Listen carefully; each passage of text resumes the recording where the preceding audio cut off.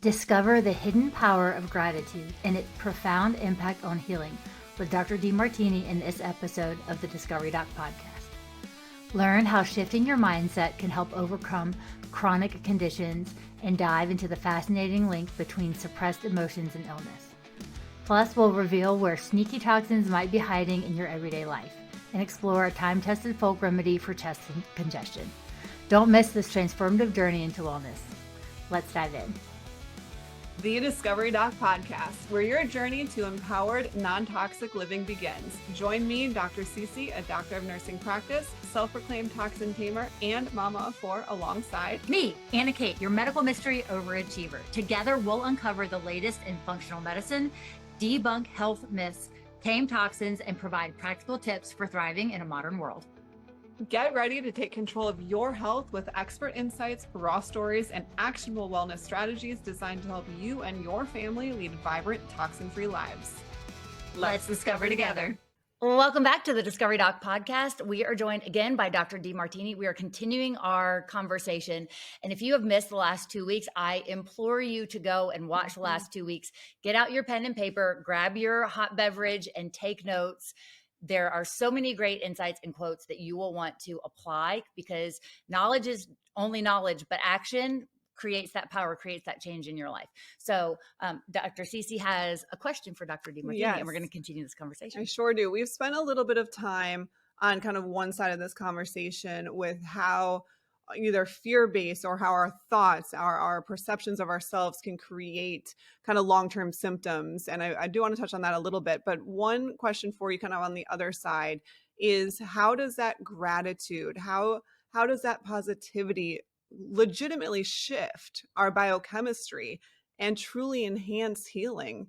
Can we dive in a little bit deeper in that part of this subject? Yeah, I'd like to use a relatively common condition called diabetes. I've done some specials on this topic. The sympathetic nervous system, which is the fight or flight portion of the autonomic nervous system, makes the blood pressure go up if you activate it. The adrenaline and cortisol and everything makes the blood pressure go up, blood sugar go up, and heart rate go up, and makes you metabolize fat cells for creating glucose and activate the mitochondria to get the ATP going, to get energy, because you got to be able to run, fight, or flight. But it also raises blood sugar, and you need the blood sugar to fight or flight, to run. And in the process of doing it, if a person is chronically perceiving something that's challenging them, that could be due to an unrealistic expectation that's unmet. That can be doing by the people you associate with or the experiences that you face. But if you have a chronic sympathetic activity, your blood sugar is going to remain elevated. It's going to go up because it activates glucagon. It shuts down insulin.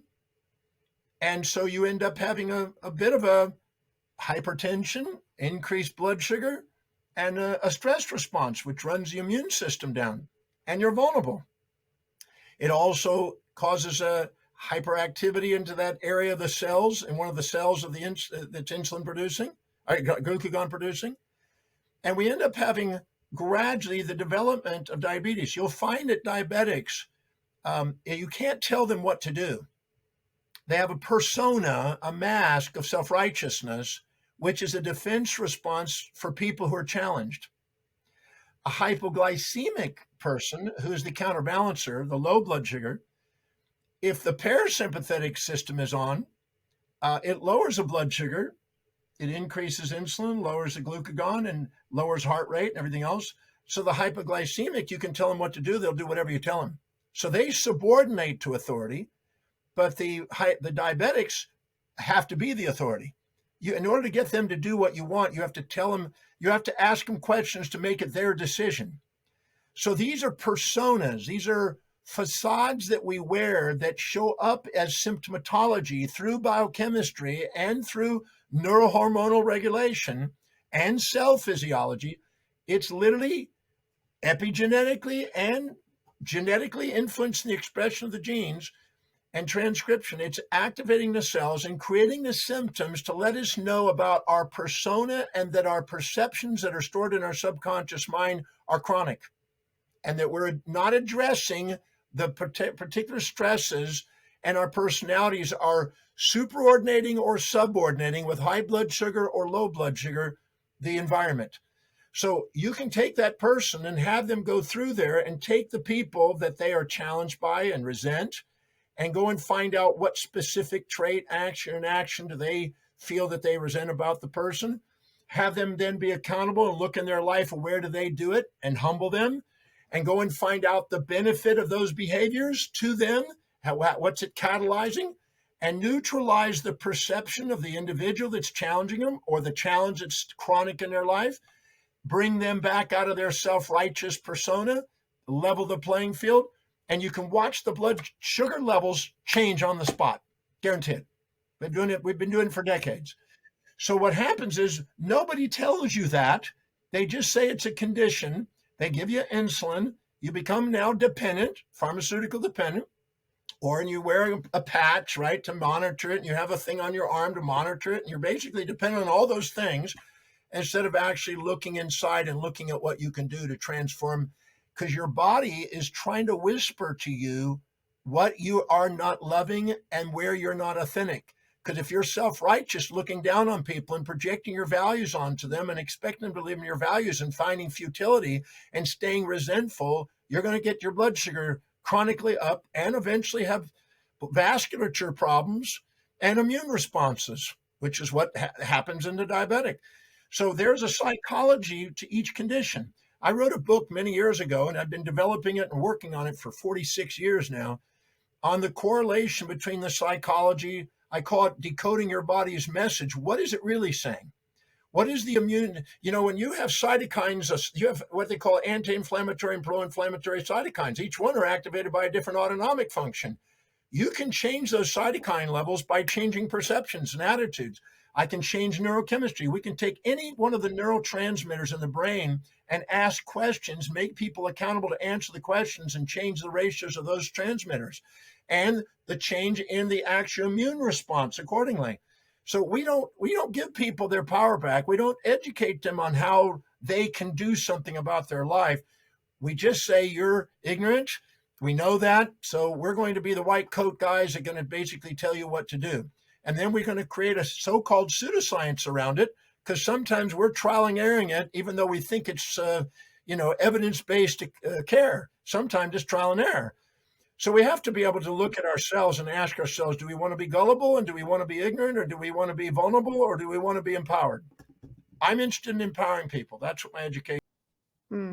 So when you're helping, in your experience, and when you're helping people, do you find that these illnesses or diseases are a manifestation of something that is lacking or something that that person is trying to achieve, versus what about an emotion that we are suppressing or something that has been inaccessible to our subconscious that that person isn't even aware of quite yet? If you have that person, how are you helping them to access that part of them? Well, the symptoms are the body's way of trying to make you access that which you've been unconscious of. That's the whole purpose of the symptoms. The purpose of the symptoms is to make you conscious of what you're unconscious of. But it's misinterpreted because nobody tells you what those mean. Nobody tells you that your physiology, what it's actually meaning. What does that symptom actually mean? They just get rid of the symptom and think that getting symptom free is health. That's not true. That is not true. That's a false teaching that's been selling as opium for centuries. The truth is your symptoms are sometimes a sign of health. If you pig out and you got a gut that's full of gas the next day, that's your body telling you you pigged out. And the reason why your ghrelin went skyrocketing and you overate is because you had a perception of loss of something you're seeking in life. And if you want something and you have an unrealistic expectation and then you don't get it met, your ghrelin's going to go up. And if you have something you don't want and it comes into your life, your leptin's going to go up. These are parasympathetic, sympathetic, hormone-related systems that are trying to give you physiological feedback. But we don't teach people that. I think it's unfair. I think that people from childhood could actually have classes on what your physiology is telling you. But it's just like anything else. We are drone teaching in our educational system. We're not teaching how to master life. We're teaching how to be drones and how to do what we're told and how to fit in. No one in school is ever taught how to become a wealthy millionaire or billionaire. Nobody's taught on how to run a major company, how to be a leader of a government. Nobody's taught any of those things. They're taught how to get in debt, get a loan, have a card, get in the suburbs. They're taught how to basically survive. And so I'm just going to be, I know that's going to happen. I'm not going to make that wrong. It's not something that, it's going to probably change, but I'm going to go out there and educate people and get people awareness. And those that are receptive, they find, the student's ready, the teacher appears. And I'm just going to keep teaching because I know the people who get that insight have an advantage over the people who don't. And those that educate themselves go farther in life and have more fulfilled lives than people who don't. And I mean, really educate, real gnosis, real knowledge, not misinformation, but real knowledge gives people a competitive advantage and helps them in their health. We can see the correlation between health and educational levels. There's definitely correlations between it. So the question is do we educate people or do we just misinform people? It's easy economically to misinform people and sell something. It doesn't make as much money, but it is more fulfilling to actually educate people and have fulfillment. I'd rather have fulfillment in life. I'm financially free. I've been blessed, but I am also one that loves to educate people for the sake of them having fulfillment. That's what brings a tear of gratitude on a daily basis. That's why you probably do your podcast, because you get a tear of gratitude when people say, thank you. That changed my life. I'm glad I'm listening to you. I got 10 people that need what you have to say. That's what it's about. That's the fulfillment level. That heals. That's where gratitude is. Gratitude, I wrote a book called Count Your Blessings, The Healing Power of Gratitude and Love in 1997. And I'm a firm believer that my mom told me to count my blessings every day. They're those that are grateful for what they got, they get more to be grateful for. Gratitude is not when somebody gives you something that you're going, oh, thank you, thank you, thank you. That's superficial gratitude. Gratitude is when you discover the hidden order in what's going on and you become awakened to your own reality and you actually see the order and you're brought to a gamma synchronicity in the brain, eureka moment, when you go, now I understand what that symptom means. Now I know why I'm attracting those people. Thank you. And when you get that, you access the hidden order, which transcends the apparent chaos in your life, and you liberate yourself from the bondage and baggage of the misinformation, and you get in touch with what's really truthful in your life, and the truth sets you free. The magnificence of your authentic self is far greater than any fantasy you'll impose on yourself. And we are bombarded by fantasies, and it's up to us to discern a fantasy from a fact.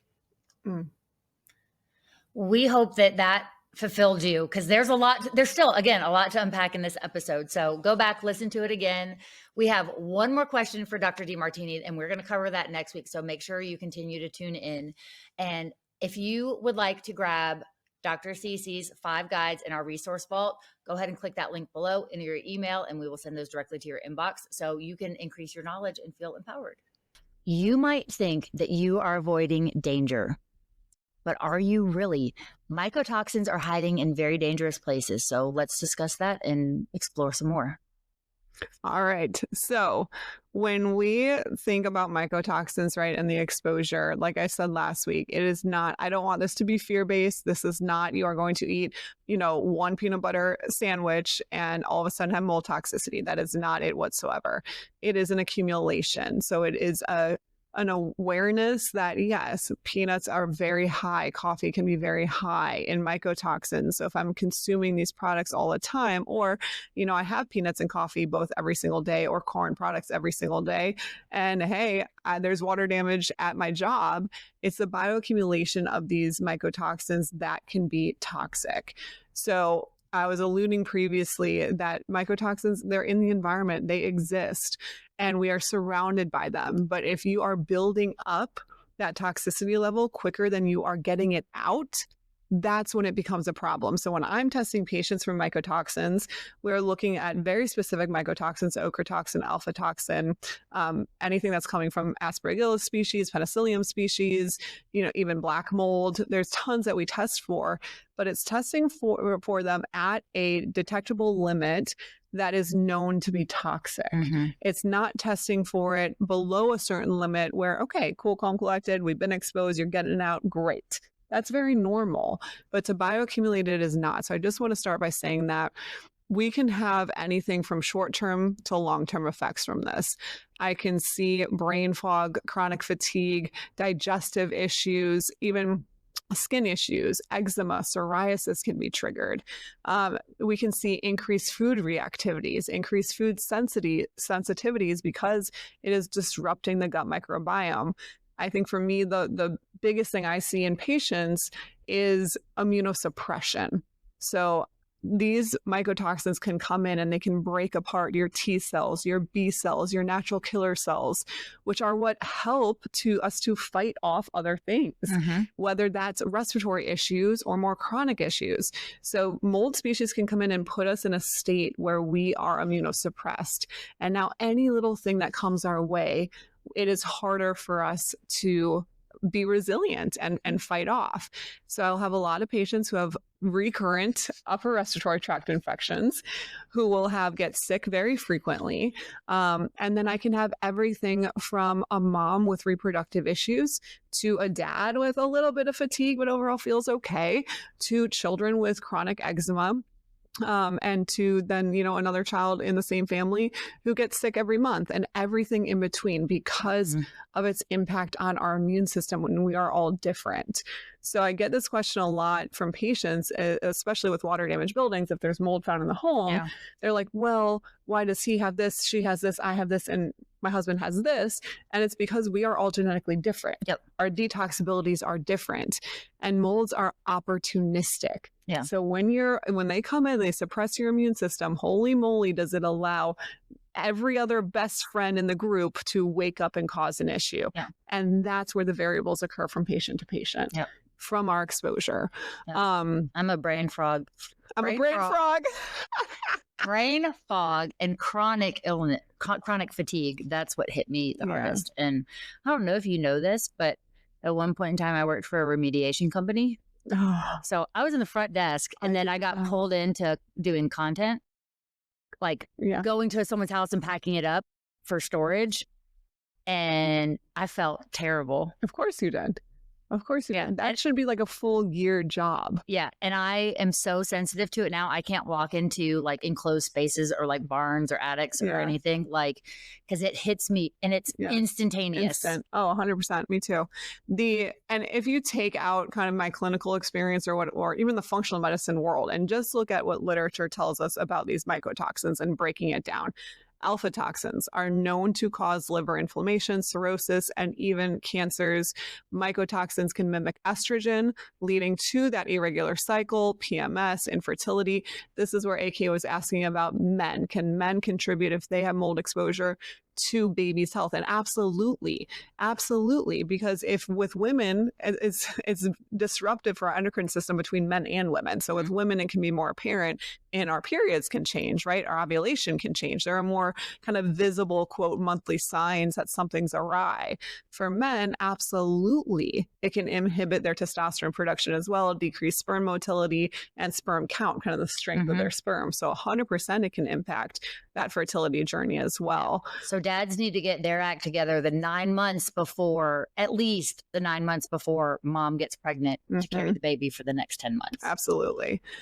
Even neurological consequences can occur. So chronic exposure has been linked to anxiety, depression, neurodegenerative diseases like Alzheimer's and Parkinson's. Autoimmune triggers are so common, again, because it's inhibiting the immune system and allowing something opportunistic to kind of spark up. So there's a direct correlation between mycotoxin exposure and increased risk of autoimmune diseases like Hashimoto's, lupus, hey, talking to the crowd here, Crohn's, etc. There's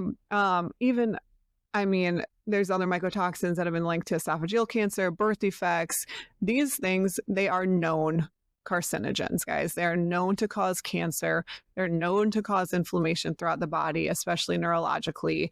The alpha toxins are a group that I take very seriously when I see that on paper, because it is a group 1 carcinogen as labeled by the World Health Organization.